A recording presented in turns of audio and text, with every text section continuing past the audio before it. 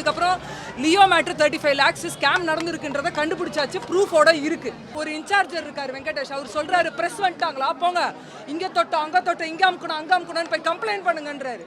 அராஜகம் பண்றாங்க. நியாயம் தான் கேட்குறோம். ஒரு நிர்வாகத்தில் இருக்கிற தலைவர் அவர் 1000 பேருக்கும் ஒரே மாதிரி தானே இருக்கணும். அவருக்கு தேவையானவங்களுக்கு ஒரு மாதிரியும் தேவையில்லாதவங்களுக்கு ஒரு மாதிரி இருந்தா அப்புறம் அவர் ஃபிட் இல்லாதவர் தானே. இதை கேள்வி கேட்குற எங்களை பிரச்சனை பண்றாங்க, அசிங்கமா கேவலமா நடந்துக்கிறாங்க. வவுச்சரை கொடுத்து அவங்ககிட்ட சைன் வாங்கி கொடுத்துரு, இந்த காசை கொடுத்துருன்றாங்க. இதுக்கப்புறம் நம்ம அது எங்க போச்சு, அவங்களுக்கு கரெக்டா போச்சா, என்ன ஏது, எப்படி பிடிக்க முடியும், எப்படி செய்ய முடியும், இதுதான் என் வேலையா.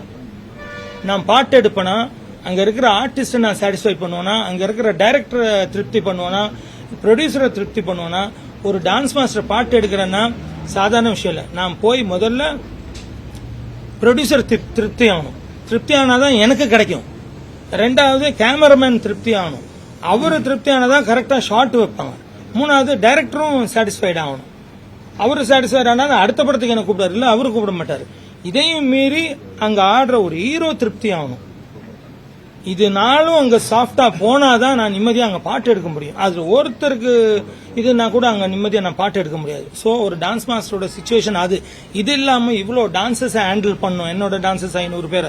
இது இல்லாம நான் மெம்பர்ஸ் ஹேண்டில் பண்றதுன்றது அன்னைக்கு நான் பட்ட கஷ்டம். நான் ஜீனை தான் சொல்லுவேன். ஜியை பார்த்தோன்னே அப்படி எல்லாம் முன்னாடி ஓடி வந்துருவாங்க. திருப்பி முதல்ல இருந்து அவங்க எல்லாம் பின்னாடி கொண்டு போய் செட் பண்ணி பண்றதுக்குள்ள அவ்வளவு. சோ நான் இது எப்படி அதெல்லாம் நான் பார்க்க முடியும்.